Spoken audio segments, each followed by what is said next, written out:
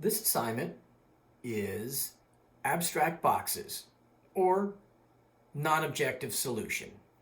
So what we're going to do is we're going to create an abstracted environment where there's shapes and lines only.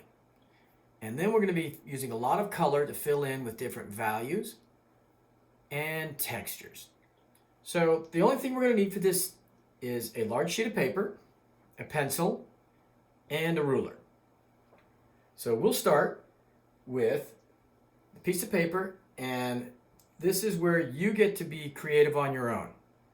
But I'm going to go ahead and do this. I'll read the instructions as we're working, and then you will just kind of go with your own pace. Okay, let's get started. First off, we're going to start in one corner. I'll just pick a random corner here.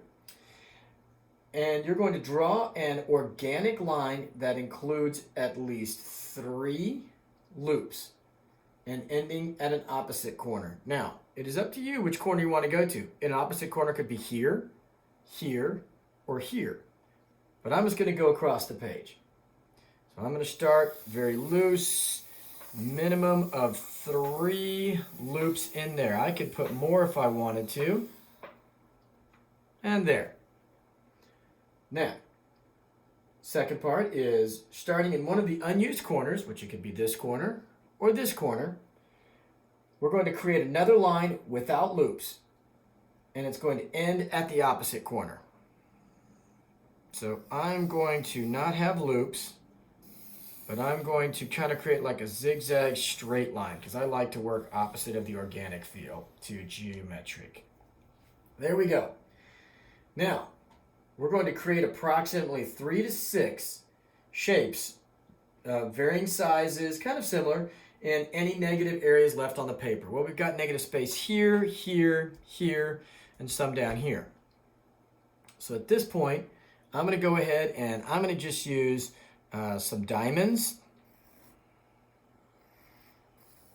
And I like to have them kind of overlap. I think that kind of makes a little more interest. And they don't have to be perfect. We're just going to try and add some interesting shapes overlapping. All right, now here I'm going to, let's do circles.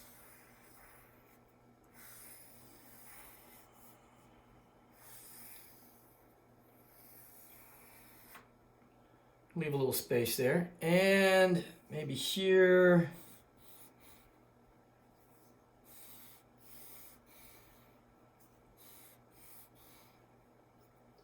Clean that little line up right there.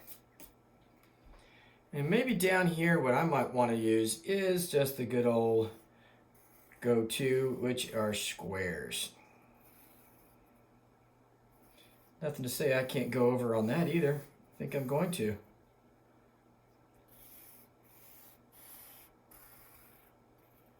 Might make a little interest just on that. All right, so at this point, I'm gotten my basic design down. I'm sure you're wondering, what are we doing with the ruler? With the ruler, I'm going to want to divide this into 6 parts. So the ruler, put it on my 0 mark. Paper's roughly 18 inches. So that means I know that I'm going to have to do a tick mark at the 6 and the 12. 6 and the 12. And what I do at the bottom, I have to do at the top. Try to get it straight as I can. 6, 12, and now I draw a line in between those 2 lines. Judo chop. And judo chop. Now, I've divided this so far into only 3 sections. So now I'm going to come over here. And I see it's roughly 12 inches, so 6 will be the halfway mark. And it could be anywhere along here. Find that, and 6 is the halfway mark. And once again, judo chop.